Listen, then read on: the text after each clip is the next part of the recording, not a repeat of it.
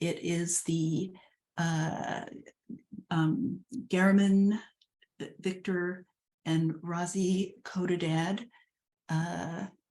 annual lecture on the neurobiology of excessive pathological selfishness. So I first want to tell you a little bit about Dr. Khodadad, and then turn to our speaker today, Stephen Morse. So Dr. Garriman Khodadad is a retired neurosurgeon who basically has the life that I want.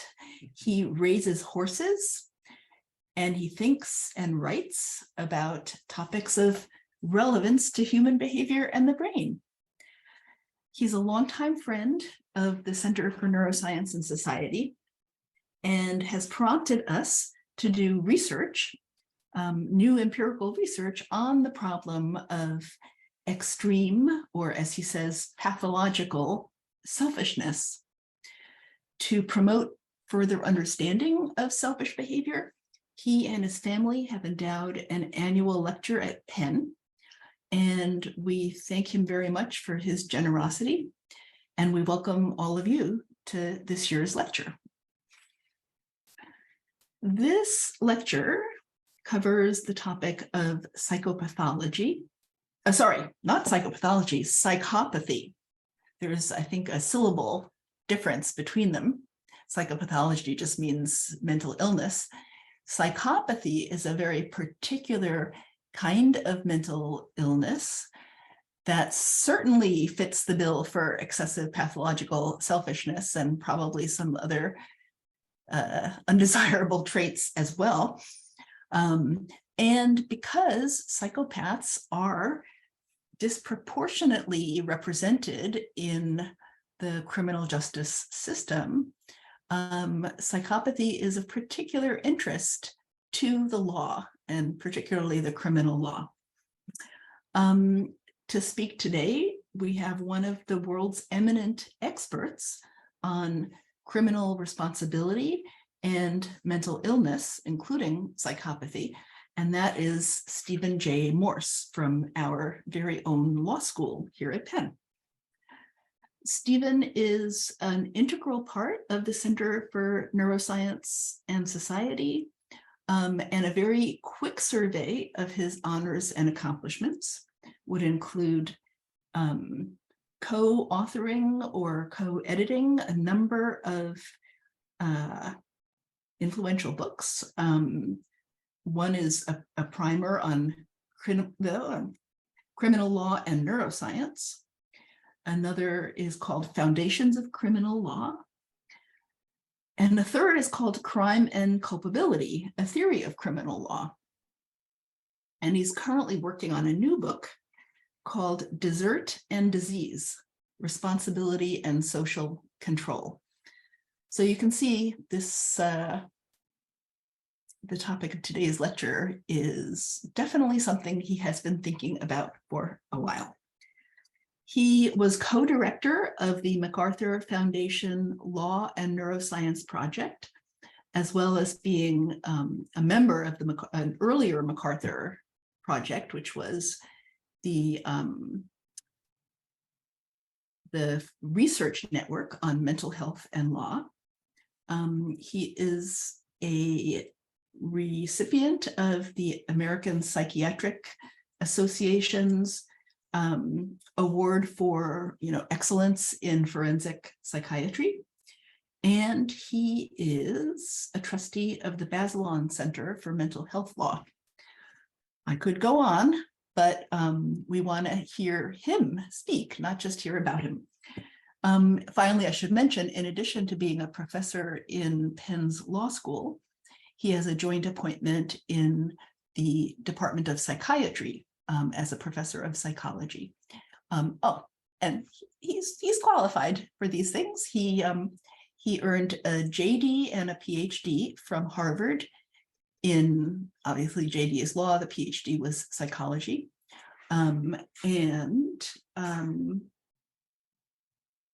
and he's, got various diplomas for forensic psychiatry and so forth. So without further ado, let me hand it over to Stephen Morse. Thank you so much, Martha, and good afternoon, everyone. I would like to thank the Center for Neuroscience and Society, and especially Martha, for inviting me to give this lecture. I thank Natalie Barkin-Gilmore for all her technical assistance, and most important of all, I thank our benefactor, the Khodadads, for endowing this lecture, which is entitled Psychopathy and Criminal Law, A Role for Neuroscience, ?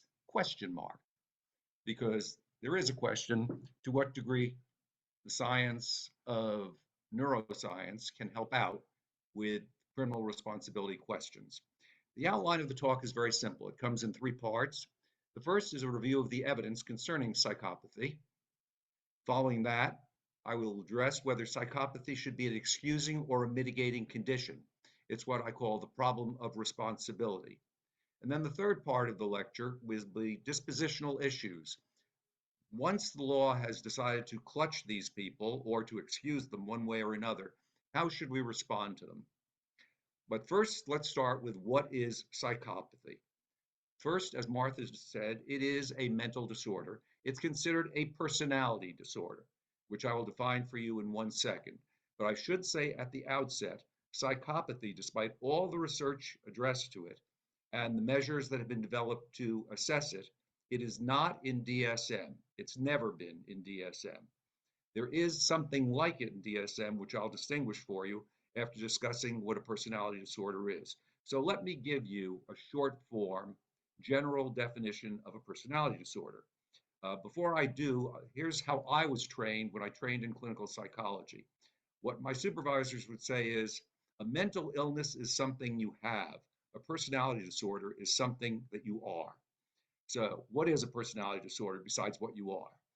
It's a maladaptive, inflexible, and enduring pattern of perceiving, relating to, and thinking about the environment and oneself that is exhibited in a wide range of social and personal contexts, that causes significant functional impairment or subjective distress, and that does not differ markedly from the norms and expectations of the person's culture. So basically, you've got a persistently maladaptive, inflexible way of relating to the world, including yourself. Now, as I told you, there is another disorder that seems to bear resemblance to it, which is antisocial personality disorder, which is in the Diagnostic and Statistical Manual of the American Psychiatric Association. Psychopathy is not antisocial personality disorder. Before I get to the definition of psychopathy, let me read to you the most important criteria from DSM-5, and now it's in a text revision. DSM-5's criteria for antisocial personality disorder. You have to have at least one of the following 7 features: failure to obey laws and norms by engaging in behavior which results in criminal arrest or would warrant criminal arrest. Notice that's a conduct criterion, an action. Lying, deception, and manipulation for profit or self-amusement. Once again, a conduct criterion. Impulsive behavior. Well, that could either be a conduct criterion or you might consider it a psychological construct. Is it impulsive behavior or impulsivity? What's really at stake here? DSM isn't clear. 4, irritability and aggression manifested as frequently assaults others or engages in fighting. Another conduct. Blatantly disregards the safety of self and others. More conduct. A pattern of irresponsibility. You don't pay your debts, take care of your family, things like that. More conduct. And finally, lack of remorse for actions. That's the only clearly psychological phenomenon, the only clearly psychological criterion of the 7, and you only have to have one of them. So there are 6 ways you could be a sufferer from antisocial personality disorder that have nothing to do particularly with your psychology. Now, what about psychopathy itself? And here we need a bit of history. The modern concept of psychopathy begins with the work by a Southern psychiatrist named Hervey, not Harvey, Hervey Cleckley, who published a book in 1941 called The Mask of Sanity. And it was largely a clinical work. It wasn't a very empirically rigorous work, but based on his clinical work with patients, he noticed this type of person who, although seemingly on the surface was perfectly well ordered, in fact, they were manipulative, they were callous, they were very, very selfish. And he called it The Mask of Sanity. Its last edition was a fifth edition in 1976. The term sociopathy was often used at the time to describe these people, but the term sociopathy really did fall into disuse because it was considered too vague. It didn't have sufficiently clear boundaries. All right. So, starting in the 1970s, in the University of British Columbia, led by a team of psychologists headed by Robert Hare, they started to do good empirical work on psychopathy, and in 1980 published a psychopathy checklist, which was based on self-report and a review of records. It had 22 items, and it was meant to try to come up with an objective measure, a well-validated, reliable and well-validated measure of this construct of psychopathy. Well, Hare and his team worked on it, and in 1991, they revised it, and now it's the Psychopathy Checklist revised. It's only 20 items. Uh, they can be graded 0, 1, or 2. 2 means you have a lot of it, 0 means you have none of it, and 1, some of it. And when you get diagnosed with psychopathy using the Hare, there's a conventional cutoff point. In the United States, researchers usually use 30.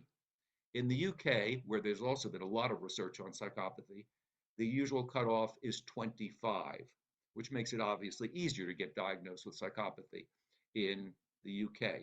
Now, what psychologists have done with the psychopathy checklist revised is they've done factor analysis. What they basically, for those of you who don't have training in empirical methods, this is a statistical technique where you see what kinds of items cluster together.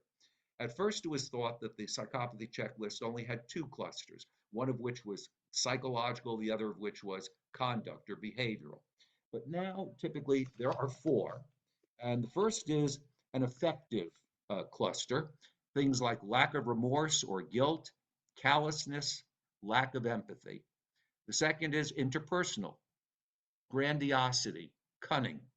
The third is lifestyle, stimulus seeking, impulsive, irresponsible, antisocial, serious criminal behavior, poor anger control.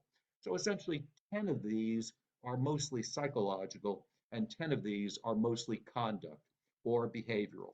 Now, why am I spending so much time on the Hare? It's not the only reasonably validated measurement in the United States. I'm using it because it is considered by most researchers, but by no means all, I want to make that clear, the gold standard. It is the best method used if you're trying to make a valid and reliable diagnosis of psychopathy. Now let's turn a bit to the neuroscience. What neuroscientists and it's behavioral neuroscientists we're largely talking about here. We're not talking about the level of neurons or cells. We're talking about cognitive, affective, and social neuroscience. These researchers don't go on fishing expeditions. They begin with psychology. All behavioral neuroscience begins with psychology. Researchers have already identified a well-characterized problem that they wish to investigate, and they've got a good measure for it. So if we're interested in schizophrenia, we go after people with schizophrenia to see if there are neurobiological differences between people with and without schizophrenia, with and without addiction, and whatever. The fact that neuroscientists don't go on fishing expeditions is a very good thing because we don't want neuroscientists just basically looking for anything. We want them trying to figure out something that concerns us, like psychopathy. Now, in the modern day and age, we also don't do nearly as much data mining in neuroscience as we used to do. By data mining, I mean where an investigator has a hypothesis, runs the data, and finds that his or her hypothesis is not confirmed, but finds some other significant finding, and then reports that significant finding. That's now considered research abuse. And so what we now have is pre-registration, where researchers have to put on the web ahead of time what their hypothesis is, what their methods are, and the like. So that way we know whether in fact they have investigated what they said they were investigating. Now comes the sort of bottom line. Unfortunately, at present, even though we have a good operationalized measure of psychopathy in the hair, there is no sufficiently sensitive biomarker for psychopathy. It just doesn't exist yet, which is not to say that there haven't been studies that show that in certain areas of interest, there are differences between psychopaths and people without psychopathy, but nothing yet anything like a consensus. None of this surprises me, frankly, because the relationship between the brain and mind and action is really not understood.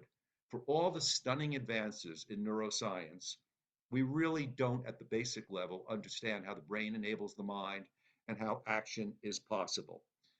Moreover, so you've got a new science, because really the modern neuroscience of behavior goes back to when scanners came online in large numbers, starting about 2000. So we're working for 2 decades on a really hard problem. And we've got a replication crisis in neuroscience, much as we do in other areas of medicine and social science. That is, that we don't have enough studies using similar methodologies and similar subjects and the like that we're confident of any one finding. So at present, psychopathy must be assessed behaviorally, and the behavioral assessment is, of course, the hair or one of the other measures. Having said that, the message is not so bleak. Here's what we can agree upon. There are people out there who have very substantial lack of conscience, empathy, and callousness, who have very high scores on the hair. These would be the people who would come within Dr. Khodadad's definition of pathologically selfish or excessively selfish. Now, we will see why these particular signs, lack of conscience, empathy, and callousness, are crucial to the law when we turn to the question of responsibility. But even if we don't know the causes of psychopathy, and at present we don't, it doesn't mean these people don't exist. They do. And to give you an example, probably 10 to 15% of all maximum security inmates have scores over 30 on the hair, compared to, let's say, 60 to 70% who suffer from antisocial personality disorder, which is a much broader and to many people not a very good category at all. It's very interesting that antisocial personality disorder is in DSM because psychopathy is much better studied and much better validated. Let's turn to the question of responsibility. Criminal law has 2 main goals: to give wrongdoers their just deserts and to maximize social safety. And we maximize social safety largely via the mechanisms of deterrence and incapacitation. The question of responsibility is addressed mainly to the question of whether a wrongdoer deserves state blame and punishment. And state blame and punishment are the most afflictive kinds of responses the state can make to anyone within its borders. So, let me start with an assumption about the kinds of creatures we are. I assume that physicalism plus causal closure are true. What this means is everything starts with matter. There's nothing without matter. But matter can produce immaterial things like culture, like money, and the like. So, physicalism plus causal closure, what many of you probably think of as the problem of determinism. The reason I prefer physicalism plus causal closure is because given what we know about quantum mechanics, it's unlikely to be true that sort of lockstep model of traditional determinism is true. But physicalism plus causal closure is consistent with what we do know. There are no spooky things in the universe. It's all a causal universe. Everything is caused. So People have three kinds of responses if they are scientifically inclined, and certainly Dr. Khodadad is, the people in the Center for Neuroscience and Society are. We have three types of responses that you can find out there. The first is what I would call the reductionism, no agency, no responsibility approach. These are people who think if physicalism and causal closure are true, then mental states don't do any real work. They're sort of like a neural appendix. They're there. We don't know why they're there. Evolution has thrown them off, but they don't do anything. Now, this is the way I read Dr. Khodadad, and he's in very good company. Patricia and Paul Churchland and other people like that are adherents to this view. It is a very powerful view. However, I must tell you it's a distinctly minority view in the philosophy of mind, action, and responsibility. At present, it is controversial. It is a controversial theoretical argument because no convincing conceptual or empirical account at present supports it. At the very least, the strong intertheoretic reductionist model, that is, everything about psychology can be explained by biology, and everything about biology can be explained by chemistry, and everything about chemistry can be explained by physics, and everything about larger macro physics can be explained by microphysics, and so on down to the smallest building blocks of the universe. That is a very implausible model. So what I have adopted, and many neuroscientists have as well, is what I call a multi-field, multi-level model, which is any phenomenon you want to explain, and now let's stick to human behavior, can be explained at the psychological level and different levels of psychology from social to individual, at the biological level, anything from the connectome to the cell and intracellular stuff, and sociological. I mean, we are products in part of our social surround. And my view is depending on what you're trying to explain and what you're trying to achieve, you might find that one level works better than another. And so one of the questions for those of us interested in neuroscience and law is, how helpful can neuroscience be compared to psychology?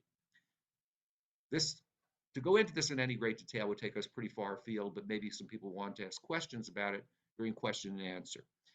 The second approach I call agency but no responsibility. These are people who say we do have mental states, they play a causal role, and we do make real choices, but we still cannot be responsible because we cannot do other than what we do. Yes, your mental states play a role. Yes, your choices play a role, but there was only one possibility for a mental state at any given time, and only one possibility for a choice because of the truth of physicalism and causal closure. This position is often termed hard incompatibilism. In other words, if physicalism with causal closure is true, no one can be responsible. And recent notable adherents include people like, and for those of you with some philosophical background, you'll recognize these names, Saul Smilansky, Dirk Pereboom, and Greg Caruso. It's a more commonsensical view than the ultimate reductionist view, but it is still a minority view among the specialists because the majority believe that they have sound arguments to refute it. Now, the third camp is agency and responsibility. This is often termed compatibilism or soft determinism. Well-known proponents of this view include Daniel Dennett, John Searle, Jay Wallace, Kadri Vivalen, and Christian List. These thinkers differ in their compatibilist approaches, but they all believe that mental states play a partial role, and I need to underline partial, because clearly biology plays a role and sociology plays a role, but mental states do play a partial causal role. None of these people believes that we can violate the causal laws of the universe. No one can do that. All accept, however, that we have sufficient agential capacities to hold ourselves and others robustly responsible for what we do. In essence, we have the ability to grasp and be guided by reason. Now, so far, the arguments have been metaphysical and cannot be solved by science. Indeed, they cannot be solved at all because they are metaphysical and we can't get outside the universe and look in to know how the universe is constructed. Where, roughly speaking, however, given those three stances, does the criminal law stand? Now, when I say where does the criminal law stand, it sounds like I'm anthropomorphizing the law. I'm making the law into an agent, but I'm not doing that at all. What I'm about to offer is a goodness of fit account that best characterizes current criminal law doctrines, institutions, and practices. So what is the law's view of the person in responsibility? Essentially, the law's view of the person is a practical reasoner, someone who can grasp and respond to reasons. That's the kind of creature we are. And to the best of our knowledge, we're the only creatures on Earth that can do that. And there may be creatures elsewhere, but I don't do elsewhere. On Earth, we're the only creatures that can be guided by reason.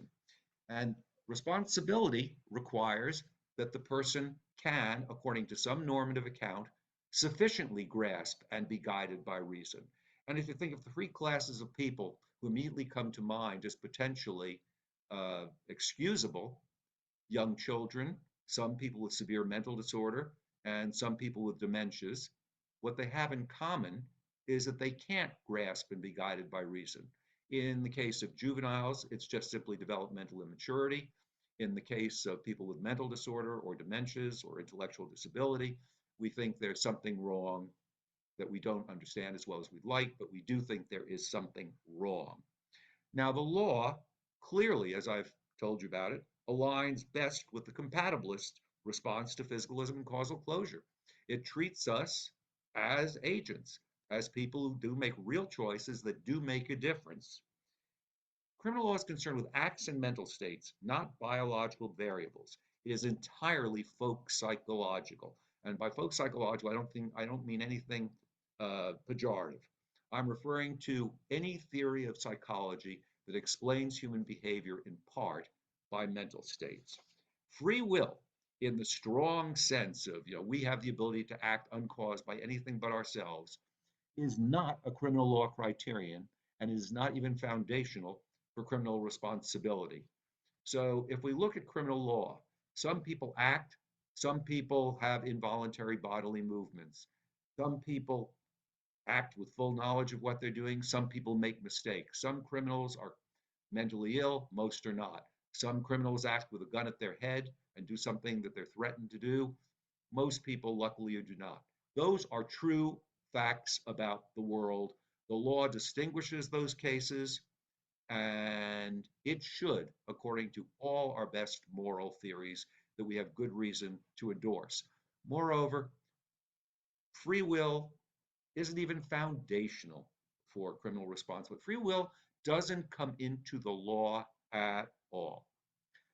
So, can the new neuroscience and traditional neurology help the law make decisions about responsibility? We will use psychopathy as our example, of course, but one could substitute addiction or other disorders associated with criminal behavior in the structure of the argument, and the argument does not change. The first step in the argument is to offer a normative justification for why a particular variable should be relevant to criminal responsibility. So here's my favorite example. In 2002, Avshalom Caspi, an extremely well-regarded behavioral geneticist, and his team published a study of young people in Dunedin, New Zealand. Why did they use Dunedin? It was easy to collect the subjects were cooperative and all that. And what they did is they followed over 1,000 kids from youth right up until early adulthood. And what they were interested in is what were the precursors to antisocial or criminal behavior in young adults. One of the things they looked at was having a particular genetic defect. I won't go into what it is, but essentially it was about a protein that affects neurotransmitters. And if you had that defect, your risk of antisocial conduct as a young adult went up, but not very much at all. The other was, did you suffer from severe abuse as a child? And if you did, surprisingly, your risk of antisocial conduct didn't go up that much. It only went up a little. But if you had the gene by environment interaction, it went up 9 times. The base rate of antisocial conduct in this cohort was about 3%. Those who had the gene by environment interaction was 27%. Note 73% of the subjects with the interaction did not have a criminal history. All right, a lot of people said, look, they should be excused. But why? This wasn't a clinical study, so let me make something up. Suppose if you have that gene-environment interaction, you're more impulsive. And we have good reason to believe that impulsivity does contribute to crime. It is a risk factor. It increases the probability that you will be engaged in antisocial conduct.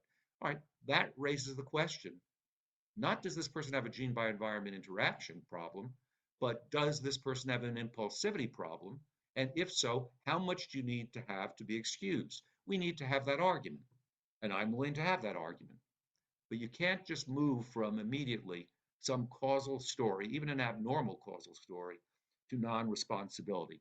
And then the second step is to ask, how does this evidence, once you've decided it ought to be relevant, to ask, is it really relevant? Does it answer precisely a legal question we have? Now, let's start with the first question in psychopathy. Should psychopathy excuse? Now, remember that psychopaths, unless they have a psychotic disorder because they're comorbid, they will know what they were doing, they will know the moral and legal rules, and they will know the consequences for violating those rules. That has been studied. This is simply a fact about psychopaths. Do their deficits nevertheless suggest that they should be excused or mitigated? Are they mad? Are they bad? Or both? Now, what I believe, just to start, is unless somebody is a really severe psychopath, in other words, they're going to be 35 plus on the hair, not 30, and certainly not 25, you're probably not going to have those psychological deficits that I referred to previously: lack of conscience, lack of empathy, and callousness. And now I'm going to be telling you why those are important. But first, let me again describe the three camps of how theorists respond to psychopaths. And I'm going to assume we've got severe psychopaths. Some hold that knowing the rules and consequences for violations are sufficient capacities for full responsibility. There are a lot of people who think that psychopaths are just responsible. Some, including me, and I'm clearly in this camp, conclude that for crimes involving a moral rationale, which includes those at the core of the criminal law, force, fraud, and theft acts, psychopaths should be excused because they lack the normatively most important traits that guide our behavior for the good: conscience and empathy. Imagine if we had a society where no one had conscience and empathy. We'd need a police officer at every corner. Why? Because what guides our behavior is not our fear of the law, although it may play some role, but because we understand what it means to hurt somebody else, and we feel the prick of conscience, or because if we think we're going to do it, so we don't do it. I have a wonderful anecdote about that. My wife, this was years ago, dropped two crisp $20 bills and one of our personal checks on the streets of New York. Well, we immediately stopped the check, but we thought, well, there go the $40. 2 weeks later, we get a handwritten note: Ms. MS or MIS, poorly spelled, clearly not a native English speaker. I saw you drop these on the street a couple of weeks ago. I was going to keep it, but my conscience misspelled is killing me. I hope not too much trouble. Unsigned. Obviously had our address from the check. That's why society doesn't need a police officer on every street. Now, psychopaths, at least the extreme ones, lack those best normative guides, which is why at the extreme I would excuse them. Probably the majority of theorists adopt the intermediate position. For them, psychopaths have enough of the right stuff to be held responsible, just not fully. The law, however, is clear. Psychopathy neither excuses nor mitigates. Those in my camp have lost the argument, and advances in the science of psychopathy have made no dent in the law's uniform approach. The law thinks that psychopaths are bad and deserve full blame and punishment. Let me give you one more anecdote. Some years ago, I consulted on a case of a really brutal murderer, just at the punishment proceedings. Was he going to have capital punishment imposed? This was a guy who scored 39 out of 40 on the hair. He was as callous, as unemotional. Talking to him was like talking to a Martian. And we just couldn't think of a good mitigation. So I said to the lawyer that had hired me, this was in my role as a forensic psychologist, I said, let's make this argument about psychopaths to the jury and ask them to mitigate on this basis. This guy just doesn't have the right stuff. I must tell you, it took the jury about 6 minutes to impose the death penalty. So, ordinary person, even hearing the argument I'm making that might appeal to some of you, they weren't convinced. Suppose, however, that we were to shift and to excuse or mitigate some psychopaths. The law could shift. In principle, neuroscience could help us by sharpening the diagnosis in gray area cases in which the behavioral measures are suggestive but unclear. It's a little bit like, is this criminal defendant delusional or not? In a clear case, we have no question. But what about a gray area case where it's suggestive that maybe the defendant is, but we're not sure? Here we run into what I call the clear-cut problem. Recall that neuroscientists don't go on fishing expeditions. They take some behaviorally well-characterized condition or trait and then investigate the neural correlates and sometimes causes. And I gave you an example before of schizophrenia. Delusion is another. So what have we got? We've got the neuroscience studying people who are clearly one group, who are clearly suffering from the condition. So let's say people with 35 plus on psychopathy, and some people who clearly don't have the condition, they're below 5. Well, we didn't need the neuroscience in that case. We had a clear behavioral diagnosis. Suppose we have somebody who's somewhere in the high 20s or low 30s, a gray area case. The problem is, in the gray area, the neuroscience we've got, which was developed on clear cases, clearly distinguishable cases, you're going to have huge overlaps between the curves, and it's just not going to be sufficiently sensitive to help us diagnose whether the person is or is not a psychopath. So for now, and I want to stress for now, because who knows what scientific advances may await us tomorrow, neuroscience can be of little or no help on the responsibility issue. But let's talk about the question of disposition, the last part of the talk. We must address this both in the present legal context in which psychopathy is not an excusing or mitigating condition, and if the law changes and provides an excuse or mitigation. How can neuroscience be of assistance? At present, the major issue raised by psychopathy among convicted criminals is whether it is safe to give them probation rather than prison, and whether to parole them before their prison term is over.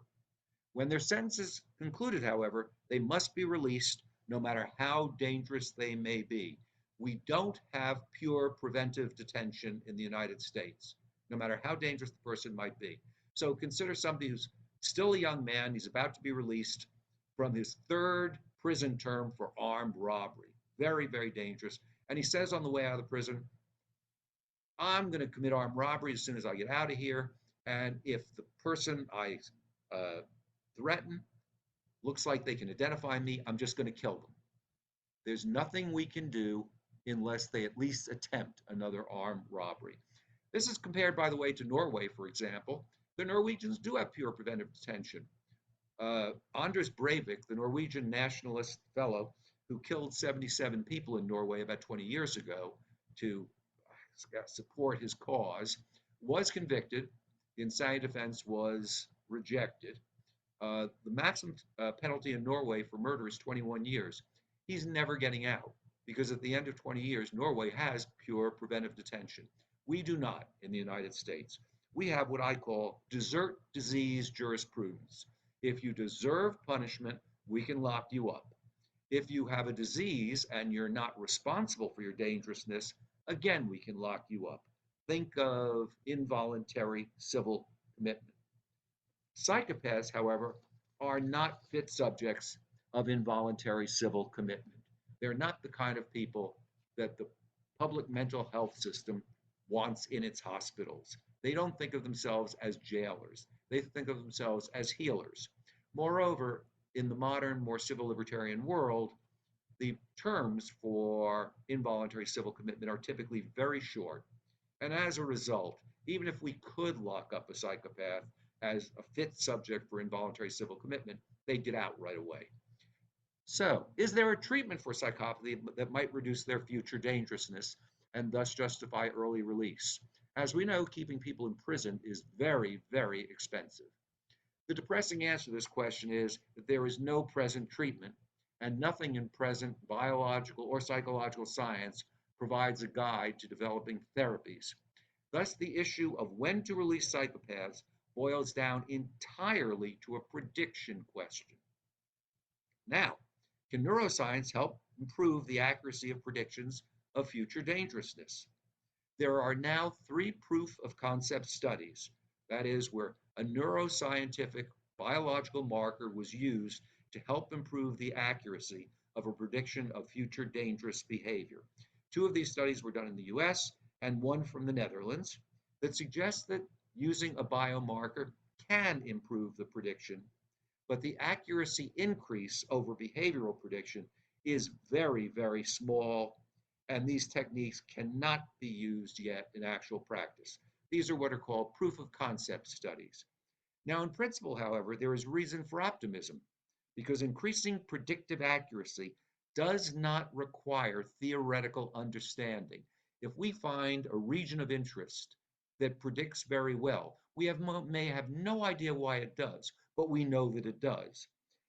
Such understanding could help, but even without it, big data can do the trick. There is still, however, a potential problem. The context of prediction would be the neuroscientific or behavioral technique used in the prison, and the context of validation would be, are they really going to be safe or not in the community?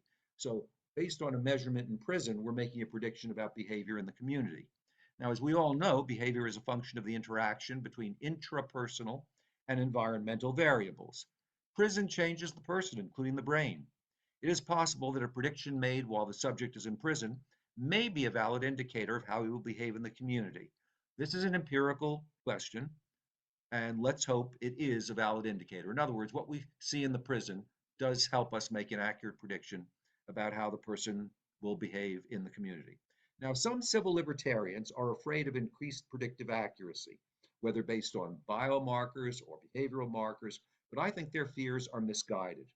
We have already decided as a society that predictions are morally and normatively acceptable. We use them all the time in the criminal justice system and in the civil justice system.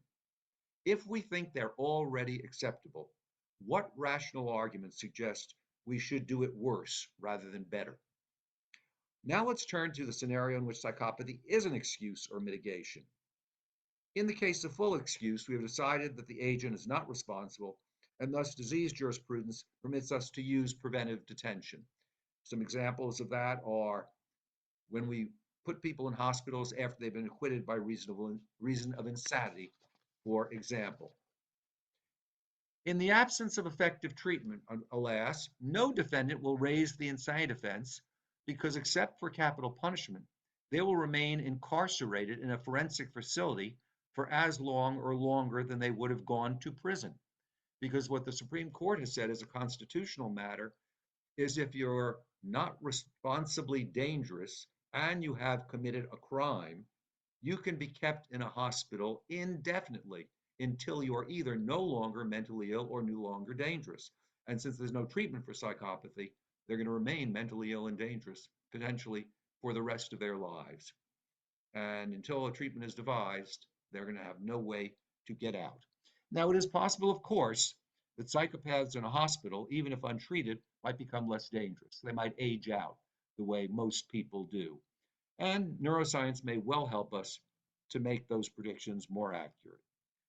So, my general conclusion, since the development of the hair and other reliable and valid instruments, we have made substantial advances in the understanding of psychopathy. For the present, however, the neuroscience has not spurred significant scientific advances, and it can be of little use to the law. But let us hope that the neuroscience makes advances that help with diagnosis, treatment, and prediction. Thank you.